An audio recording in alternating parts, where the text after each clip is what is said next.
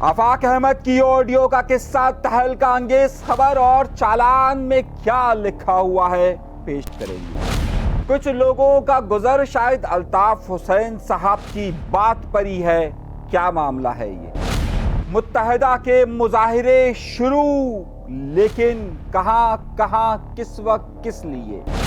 تحریک لبیک پاکستان کیوں سڑک پر اور یکم مئی والے میں کیا ہوا تھا؟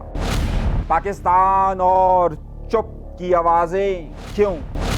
تحریک انصاف کے لیے کراچی میں ایک بڑا دھچکا کس لیے اور کیوں؟ کیا پاکستان پیپلز پارٹی سارے معاملات سے نکل پڑی اور خوش یا رنجیدہ؟ یہ بھی ایک کہانی ہے۔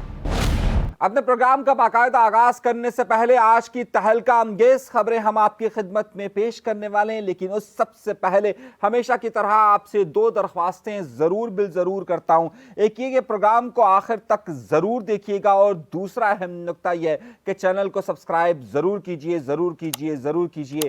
کوئی انڈیا کا بم آپ پہ نہیں گرے گا، اور اگر گرے گا تو ہمارے پاس اس کا علاج ہے، لیکن گفتگو سلسلے کو ضرور آخر تک دیکھیے اور سبسکرائب کیجئے۔ آئیے بات چیت کا آغاز کرتے ہیں بہت بڑی اور اہم خبر سے۔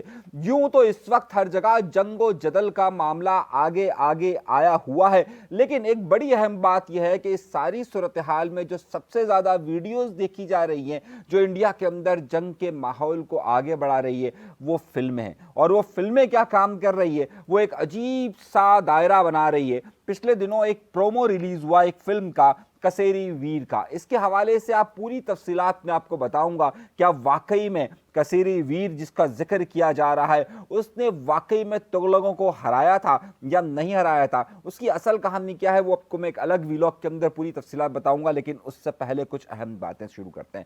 سب سے اہم معاملہ یہ شروع ہوا، اور کراچی سے لے کر پورے پاکستان کی چند بڑی خبریں دے دیں، اس کے بعد اگلے کسی ویلاگ میں انڈیا کے متعلق بھی گفتگو کریں گے، کیا جنگ و جدل کا معاملہ کہاں پہنچا ہے اس پر بھی گفتگو ہوگی، اور بڑی تہلکہ انگیز خبریں بھی آپ کے سامنے رکھیں گے۔ آئیے سب سے پہلی خبر کا آغاز کرتے ہیں۔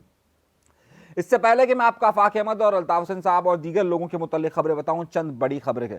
تحریک لبیک پاکستان نے آج کراچی کے اندر مظاہرہ کیا، اور اس حوالے سے خاص طور پر انڈیا کی جارحیت کے حوالے سے اور پاکستان کی فوج کے ساتھ کے حوالے سے اور پاکستان کے ساتھ کھڑے ہونے سے تحریک لبیک پاکستان نے ایک بڑا پروٹیسٹ کیا۔ لیکن مجھ سے آپ کے بہت سارے لوگوں نے یہ سوال پوچھا تھا کہ جب غزہ کے معاملات پر انڈیا کی جارحیت کے باوجود، انڈیا کی تمام معاملات کے باوجود 26 تاریخ کو جماعت اسلامی نے اگر پورے پاکستان کے اندر ہڑتال کی کال دی تھی، تو تحریک لبیک پاکستان نے جو یکم مئی کو ایک بڑے مارچ کی، ملین مارچ کی غزہ کے حوالے سے کال دی تھی، اس کا کیا معاملہ ہوا تھا اور وہ یکدم ختم کیوں ہو گیا تھا؟ مجھے بے تحاشا لوگوں نے اس حوالے سے سوالات پوچھے تھے، تو میں آپ کو ایک آگاہی دے دیتا ہوں۔ اس حوالے سے حکومت نے براہ راست رابطہ کیا تھا تحریک لبیک پاکستان سے، اور تحریک لبیک پاکستان نے کی ایک پورا وفد ان کے ساتھ ملاقات کے لیے گیا تھا، اور اس میں اس وقت کے ایک تو وزیر داخلہ ہیں محسن نقوی، ایک مشیران بھی ہے، اس میں ایک پرویز خٹک صاحب بھی ہیں، اور ایک طلال چودھری صاحب بھی ہے۔ طلال چودھری صاحب اس وقت ظاہر انٹیریئر منسٹری کو دیکھ رہے ہیں، وزارت داخلہ کو دیکھ رہے ہیں، تو باقاعدہ ان سے ایک وفد کی ملاقات ہوئی تھی، اور اس میں یہ درخواست کی گئی تھی کہ فی الحال جو موجودہ جارحیت کا معاملہ چل رہا ہے اور انڈیا کی وجہ سے معاملہ چل رہا ہے، اس حوالے سے آپ اپنے ملین مارچ کو کچھ عرصے کے لیے آگے مؤخر کر دیں۔ اس حوالے سے باقاعدہ تحریک لبیک پاکستان کی ایک مذاکراتی ٹیم، جس میں ان کی مرکزی شورا کے اراکین موجود تھے، وہ طلال چودھری کے ساتھ ملے تھے، اور اس کے بعد طلال چودھری کے ساتھ ملنے کے بعد ان کی باقاعدہ ملاقات کے بعد ایک اعلامیہ جاری کیا گیا تھا، جس میں کہا گیا تھا کہ جو اسرائیلی اور امریکن پروڈکٹس ہیں ان کا مکمل طور پر بائیکاٹ کیا جائے گا، حکومت ہر سطح پر یہ کام کرے گی، اور اس طریقے سے جہاں بھی فلسطین کے مظلوموں کے لیے اور اسرائیل کی جارحیت کے لیے جو بھی قدم ہو سکتا ہے اس میں حکومت ان کی تمام شرائط کو تسلیم کرتی ہے، جس کے بعد وہ یکم مئی والا معاملہ ختم ہو گیا تھا۔ میں اس لیے اس کی خبر نہیں دے سکا تھا کیونکہ بہت زیادہ انڈیا کے معاملات چل رہے تھے، دیگر معاملات چل رہے تھے، تو کیونکہ بہت سارے سوالات مجھ سے پوچھے گئے تھے تو اس کا ذکر تھا۔ اچھا، اب آئیں کچھ اور خبروں پر۔ آپ کو یاد ہوگا کہ جب یہ جارحیت کا معاملہ ہوا تھا، انڈیا کی طرف سے بربریت کا معاملہ ہوا تھا، تو اس وقت متحدہ قومی موومنٹ پاکستان نے ایک پریس کانفرنس کی تھی۔ 22 تاریخ کو یہ واقعہ ہوا تھا، 23-24 کو انہوں نے پریس کانفرنس کی، اور اس کے بعد انہوں نے اناؤنس کیا تھا کہ جناب ہم ایک بڑا مظاہرہ انڈیا کے خلاف کریں گے، یا پاکستان کی فوج کی حمایت میں، اس حوالے سے وہ ایک مظاہرہ کریں گے، مگر کیونکہ پھر اس کے بعد اتوار کے دن انہوں نے کرنا تھا لیکن انہوں نے نہیں کیا تھا۔ اب ظاہر سی بات ہے یہاں سب لوگ ہی مظاہرے کر رہے ہیں, سب لوگ ہی احتجاج کر رہے ہیں, سب لوگ ہی اپنے آپ کو کہیں نہ کہیں اس فریم کے اندر لے کر آتے ہیں. تو ایم کیو ایم پاکستان نے بھی یہی کہا کہ جناب ہم بھی اس حوالے سے کریں گے. سو آج تاریخ جو ہے, جب میں آپ سے بات کر رہا ہوں 3 مئی کی تاریخ ہے, آج سے لے کر 16 تاریخ تک انہوں نے ہر دوسرے تیسرے دن کے لیے مختلف مظاہروں کا اناؤنسمنٹ کیا ہوا ہے. اچھا, اس بار انہوں نے اسٹریٹجی یہ رکھی ہے کہ جیسے آج ان کا پروٹیسٹ کا ارادہ ہے لیاقت آباد کے اندر. اب لیاقت آباد میں انہوں نے 3 ٹاؤنز کو آپس میں ملا کر ان سے کہا ہے کہ وہاں پر پروٹیسٹ کرے. اچھا, کیونکہ اس وقت ایم کیو ایم کی وہ اسٹرینتھ نہیں ہے, جس طرح آج تحریک لبیک پاکستان کا ایک بہت بڑا تھا, تو ایم کیو ایم پاکستان اس وقت وہ اسٹرینتھ نہیں رکھتی ہے کہ کوئی بہت بڑے مظاہرے کر سکے. ایک وقت تھا کہ M Q M Altaf Hussain صاحب کے زمانے کی وہ ایم کیو ایم تھی کہ جو اگر صرف اپنا جنرل ورکرز اجلاس ہی بلاتی تھی, تو وہ اگر 3 سیکٹر کا اگر جنرل ورکرز اجلاس اگر ایم کیو ایم بلاتی تھی تو بہت زیادہ مجمع کھڑا ہو جاتا تھا اور ظاہر ایک بڑا ان کا ہوتا تھا. لیکن اس وقت ایم کیو ایم کو ایک بڑا ہی صدمے کا سامنا ہے, یا یوں سمجھیے کہ ایم کیو ایم کی تنظیم سازی اس وقت وہ جگہ نہیں بنا پا رہی ہے. لیکن بہرحال ہم اس سے قطع نظر, ایم کیو ایم نے اس حوالے سے لیاقت آباد کے شروع میں جو پہلا ان کا ہے وہ ہے لیاقت آباد کے اندر آج, اور اس کے بعد 16 تاریخ کو انہوں نے 3 ٹاؤنز جو نئی کراچی والے اور نارتھ ناظم آباد والے جو 3 ٹاؤنز ہیں ان کے تحت پھر آخری جو ہے وہ وہاں پر ہوگا, اور یہ اسی جگہ پر ہوگا جہاں سے آفاق احمد صاحب کو نکلنا تھا, اور پھر وہ آفاق احمد صاحب کے سارے معاملات ہوئے. لیکن خیر, تو 16 تاریخ تک کے لیے انہوں نے یہ پروجیکٹ دیا ہے. اب 16 تاریخ تک یہ معاملہ کہاں پہنچتا ہے یہ بڑا ہی اہمیت ہے, کیونکہ انڈیا والا معاملہ کہاں پہنچتا ہے, اور ایم کیو ایم کیونکہ وہ اسٹرینتھ اب ایک ساتھ مظاہرے کی شاید وہ نہ رکھ سکے جو اس کے بمقابلے میں جماعت اسلامی شو کر چکی ہے, جو اس کے مقابلے میں تحریک لبیک پاکستان شو کر چکی ہے کراچی کے اندر, یا پھر مولانا فضل الرحمان صاحب شو کر سکتے ہیں, ظاہر ہے وہ طاقت وہ شو نہیں کر پاتے. البتہ یہ مظاہروں کا انہوں نے اناؤنسمنٹ کیا ہوا ہے. اب آئیے اگلی خبر کی طرف. اگلی خبر یہ ہے کہ جناب والا آفاق احمد صاحب کے حوالے سے خبر دیتے ہیں. آفاق احمد صاحب کو آپ کے علم میں ہوگا کہ آفاق احمد صاحب کی گرفتاری ہوئی تھی, اور وہ گرفتاری ہوئی تھی 2 ٹینکرز اور ایک جو ہے وہ ٹرک جلنے کا واقعہ ہوا تھا. لانڈھی, کورنگی اور سجانی میں ان کے خلاف ایف آئی آر درج تھی. 2 مقدمات ان کے انسداد دہشت گردی کی عدالت میں چلے تھے, یعنی لانڈھی اور کورنگی والا معاملہ, اور لانڈھی اور کورنگی میں 12 افراد کو گرفتار کیا گیا تھا, اور اس میں آفاق احمد صاحب کو بھی گرفتار کیا گیا تھا. اس کہانی میں ایک نیا ٹرن آیا ہے اور ایک بڑی خبر ڈیولپ ہوئی ہے. ظاہر ہے بڑی خبر ہوئی ہے تبھی ہم آپ سے ذکر کر رہے ہیں. بڑی خبر یہ ہوئی ہے کہ اب اللہ اللہ کر کے کوئی 2-3 مہینے کے بعد, یعنی فیب سے لے کر اب آ کر جو ہے وہ 3 مہینے گزرنے کے 2-3 مہینے کے بعد اب آ کر پولیس نے اس کا چالان پیش کیا ہے انسداد دہشت گردی کی عدالت میں. اب جو چالان پیش کیا گیا ہے نا وہ بڑا ہی مزے کا خیز اور بڑا ہی عجیب و غریب. اب چالان آپ دیکھیے تو آپ کو اندازہ ہوگا کہ کیا ہوا ہے. یعنی کہ اس میں کہا گیا ہے کہ لانڈی میں جو ٹرک جلا تھا, اس ٹرک میں سے جب جن لوگوں نے جلایا اس نے چینی بھی وہاں سے غائب کر دی. او بھائی, جب اگر آپ اس کا ٹائم ڈیوریشن دیکھیں, چالان میں لکھا ہوا ہے کہ وہ چینی کے بورے بھی اٹھا کے لے کے گئے جلانے والے. خود سوچیں کہ جو جلا رہے ہوں وہ ٹرک میں سے چینی کے پہلے بورے نکالیں گے, بورے نکالنے کے بعد وہ اس کو لے کر جائیں گے, اور لے کر جانے کے بعد وہ اس کو آ کر آگ لگائیں گے. How is that possible? یہ پاسبل ہے یا نہیں ہے؟ لیکن چالان میں یہی لکھا ہوا ہے کہ جو لوگ جلانے آئے تھے وہ چینی کے وہ لے کر بھی ساتھ ہی بھاگ گئے. صحیح ہے, اب خود تصور کیجیے کہ جلانے کے بعد کس طریقے سے ہو سکتا ہے. اب آئیے دوسری خبر, اس پہ دوسرا پہلو جو ہے اس میں وہ ایک آ گیا ہے کہ آفاق احمد صاحب کی کوئی آڈیو تھی, اس آڈیو میں انہیں پرووک کیا گیا تھا, انہیں اکسایا گیا تھا کہ وہ یہ سارے کام کرے. اچھا, جو آڈیو کا معاملہ الگ تھا اور جو ویڈیو تھی وہ تھی. یہ آڈیو اس میں پیش نہیں کی گئی ہے اور نہ ہی کیس پراپرٹی کے طور پر اس میں سامنے رکھی گئی ہے کہ جناب یہ کیس پراپرٹی کے طور پر اس میں سامنے رکھی گئی ہے. اچھا, اب جو معاملہ ہے وہ یہ ہے. اور تیسری بات جو انہوں نے کہی ہے کہ جناب یہ جو آفاق احمد صاحب کے جو گرفتار ملزمان ہیں انہوں نے بھی کہا ہے کہ ہمیں جو ہے وہ یہ کہا گیا تھا. اچھا, جب کہا گیا تھا تو گرفتار ملزمان کی طرف سے تو گرفتار ملزمان تمام ضمانت پر کیوں رہا ہو گیا. لیکن خیر, اب یہ مقدمہ چلے گا, اب یہ چالان پیش ہو گیا. اب ظاہر چالان پیش ہونے کے بعد اس مقدمے کی سماعت ہوگی اور پھر دیگر معاملات ہوں گے.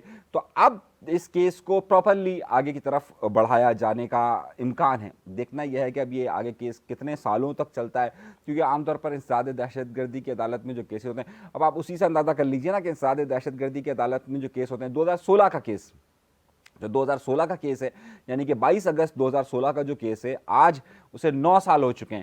تو ٹل وہ کیس ابھی تک چل رہا ہے تو چل رہا ہے تو چل ہی رہا ہے تو چل ہی رہا ہے چل ہی رہا ہے. اچھا, اب کیونکہ وہ بڑی 22 اگست 2016 سے مجھے یاد آیا کہ کچھ لوگ جو ہے وہ ابھی بھی اسی الطاف حسین صاحب کے نام پر ہی تمام کی تمام وہ منع کرے رد کرے لیکن وہ رد کرتے ہیں. میں پچھلے دنوں ایک بیان دکھ رہا تھا, بڑا عجیب سا بیان مجھے لگا. وہ بات ہو رہی تھی کہ انڈیا کی جارحیت کے حوالے سے مصطفیٰ کمال صاحب فرماتے ہیں کہ دیکھیے ہم نے کراچی سے رو کا خاتمہ کیا تھا. ارے بھائی کون سے رو کا خاتمہ کیا تھا؟ اسی رو کے خاتمے کے دوران تو آپ جو ہے وہ ایم پی اے رہے, ایم این اے رہے, اور سینیٹر رہے, میئر رہے, سوری ایم این اے اس زمانے میں نہیں رہے تھے, سینیٹر رہے. اچھا خیر میرا نقطہ یہ نہیں ہے, نقطہ یہ ہے کہ وہ جو کچھ بھی ماضی کے اندر ہو چکا یا جو کچھ بھی ہو چکا اس سے ہٹ کر اب جو ہے وہ خاص طور پہ جب سے یہ انڈیا والا معاملہ ہوا ہے اب صورتحال انتہائی مختلف نظر آتی ہے. اچھا ہر کیس کے اندر جو ہے اگر آپ اپنے آپ کو انکلوڈ کر دیتے ہیں تو پھر ہوتا یہ ہے کہ آپ کی بات کی وہ وقت نہیں رہتی. یعنی کہ اگر آپ سے پوچھا جا رہا ہے انڈیا جارحیت کرتا ہے تو آپ کہتے ہیں کہ جناب ہم نے یہاں سے راؤ کو ختم کر دیا. نقطہ سارا یہ ہوتا ہے کہ اگر آپ نے جن پہ راؤ کے الزامات لگائے اس میں تو خالد مقبول صدیقی صاحب بھی تھے تو ان پر بھی بات تو ہونی چاہیے تھی. کیا ان کا خاتمہ ہو چکا ہے؟ ایسا نہیں ہو سکتا. تب وہ سیاسی الزامات کو پھر آپ جو ہے وہ اگر کسی اور واقعے کے لیے اگر استعمال کرتے ہیں نا تو پھر وہ مناسب نہیں ہوتا ہے, خاص طور پر جب کہ آپ کا اتحاد اگر اس وقت خالد مقبول صدیقی صاحب اور فاروق ستار صاحب کے ساتھ ہو چکا ہے. آپ اس معاملے میں اگر یہی تمام الزامات کیونکہ آپ خالد مقبول صدیقی صاحب پر لگاتے تھے تو یہ تفریق کیا ابھی بھی کچھ لوگ ایم کیو ایم کے اندر جو بچا کچی ایم کیو ایم ہے, جیسا میں نے کہا کہ مظاہروں سے لے کر ابھی بھی اگر یہ جو بچی کچی ایم کیو ایم ہے اس کے اندر اگر آپ یہ سمجھتے ہیں کہ جناب اس طرح کے اختلافات کی بنیاد پر یا اس طرح کے بیانات کی بنیاد پر آپ کوئی معاملات ٹھیک کر سکتے ہیں تو میرا خیال ہے یہ درست بات نہیں ہے. کیونکہ جب آپ یہ بات کرتے ہیں رو پہ تو آپ نے دو لوگوں پر بڑے الزامات لگائے نا, یہ نہیں کہا الطاف حسین صاحب پر اور خالد مقبول صدیقی صاحب پر. اور اگر آپ ظاہر اسی کے وطن سے جنم لیے ہوئے ہیں تو اگر آپ اس وقت اگر یہ دو پر سے کرتے ہیں تو لوگ آٹومیٹکلی کہتے ہیں یہ بات تو آپ نے خالد مقبول صدیقی صاحب پر کہی تھی کہ جناب اس طرح کا. تو بہت سارے وہ بیانات کے جو اس وقت سیاسی بنیادوں پر دیے گئے ہوتے ہیں ان سیاسی بنیادوں کو حالات اور واقعات کو دیکھ کر کرنا چاہیے. مصطفیٰ کمال صاحب جذبات کی رو میں اکثر اتنا بہہ جاتے ہیں کہ انہیں معلوم نہیں ہوتا کہ اس وقت اس بیان کو دینا بھی ہے یا نہیں دینا, اس بیان کی اس وقت ضرورت ہے یا نہیں ہے. اگر بات کچھ اور کی جا رہی ہے تو پھر بات کہیں اور کریں. دیکھیے آپ تسلیم کریں یا نہ کریں الطاف حسین صاحب کی ایک سپورٹ کا تو یہاں پر موجود ہے نا, تو جب آپ یہ بات اس وقت کرتے ہیں تو ظاہر ہے وہ موقف کچھ اور ہو جاتا ہے, وہ کچھ اور ہو جاتا ہے. تو دونوں طرف سے کچھ بیانات کو احتیاط سے دینا چاہیے. عموماً کس بیان کی اس حوالے سے آپ کو مصطفیٰ کمال صاحب کو یا دیگر لوگوں کو خاص طور پر جو ہے وہ آپ کو اس وقت فالو کرنا چاہیے, خاص طور پہ بلاول بھٹو زرداری صاحب کو. بلاول بھٹو زرداری صاحب کس وقت کہاں پر کیا گفتگو کرنی ہے, آج کل انہیں بڑی اس حوالے سے کمانڈ حاصل ہو چکی ہے اور بڑا ہی ان کو موقع کا معلوم ہے کہ کہاں پر کس جگہ پر کیا جملہ دینا ہے, کس کو کیا پیغام دینا ہے. ضروری نہیں کہ جو پیغام ہم جو کل سے چلتے ہوئے آ رہے ہیں وہی پیغام ہم آج دیں. آج ہر روز سیاست میں نیا دن ہوتا ہے اور نئے دن کے لیے ظاہر ہے نئے معاملات کی طرف ہوتا ہے. خیر یہ ایک نقطہ میں نے کہا. اچھا اسی طریقے سے بہت سارے میں چینلز کو دیکھتا ہوں یوٹیوبس کو, وہ کہیں نہ کہیں اس معاملے کو سارے کو ذکر کرنا شروع کرتے. ابھی میں رفتار والے کو دیکھ رہا تھا, وہ ایک نئی کہانی انہوں نے شروع کر دی. 1990 سے لے کر اس وقت تک میڈیا کو کیسے کنٹرول کیا جا رہا تھا اس وقت ایم کیو ایم کے زمانے میں, اب یہ سٹوری لے کر آ گئے نا. اچھا اب اگر آج کیونکہ آزادی اظہار کا دن ہے اور میڈیا کی پابندیوں کا دن ہے تو آپ دیکھیں کہ عالمی سطح پر پاکستان کی میڈیا پر پابندی کے حوالے سے رینکنگ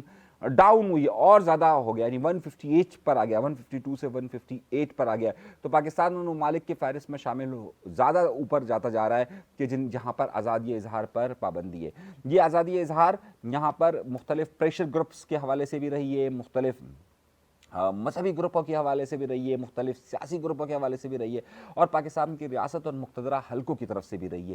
مسئلہ یہ ہے کہ آزادی اظہار کو قدغن صرف ایک وقت میں نہیں لگی ہے یا ایک دور میں نہیں لگی کہ جب میڈیا کو کنٹرول کیا جاتا ہو.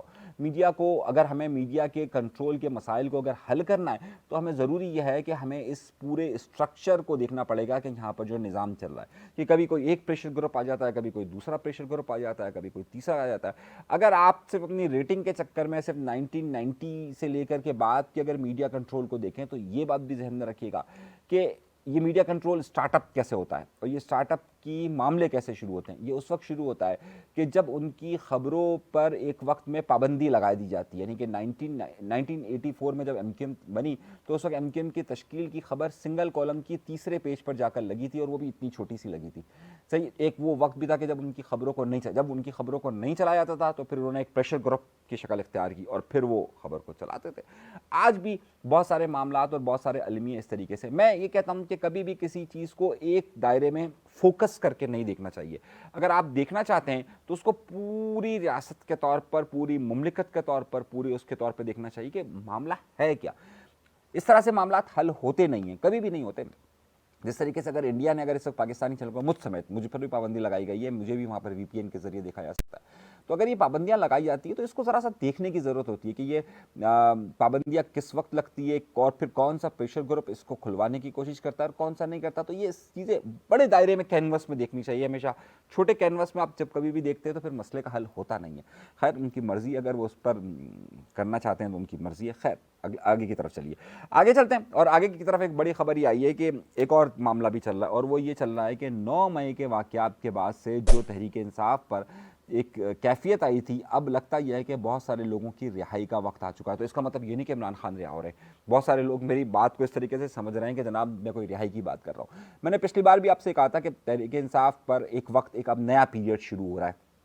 ایک پیریڈ وہ تھا کہ جب تحریک انصاف کے ساتھ 9 مئی کا واقعات رونما ہوتے ہیں, اس کے بعد تحریک انصاف پر ایک آپریشن شروع ہوتا ہے, پھر تحریک انصاف کے کچھ لوگ مشین سے گزر کر صاف شفاف ہو کر پھر نکلتے ہیں, پھر اس میں سے ایک الگ دھڑے بنتے ہیں, پھر تحریک انصاف پر سختی ہوتی ہے, پھر 8 فروری کا الیکشن ہوتا ہے, پھر تحریک انصاف کی گورنمنٹ بنتی ہے, خیبر پختونخوا والے سارے سیف ہو جاتے ہیں, پنجاب والے سارے بند ہو جاتے ہیں.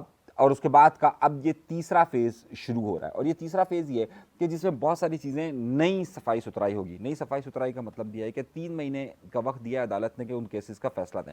تو اب ظاہر ہے اس کے فیصلے اگر ہو رہے ہیں تو بہت سارے فیصلے ایسے ہوں گے کہ جو لوگ قید ہیں ان کے لیے کچھ جگہوں پر رہائی کا سبب بنے گا, کچھ لوگ جو رہا ہے ان پر قید کا سلسلہ بنے گا.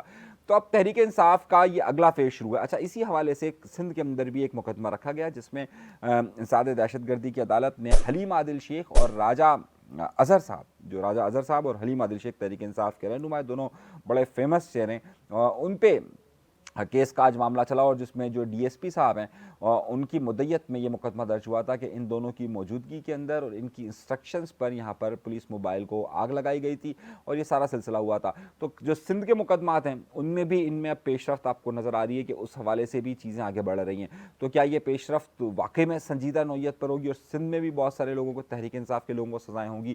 تو اس یہ قبل از وقت ہے, کیونکہ جو تحریک انصاف کی سندھ کی سیاست ہے وہ پنجاب اور کے پی کے سے مختلف ہے.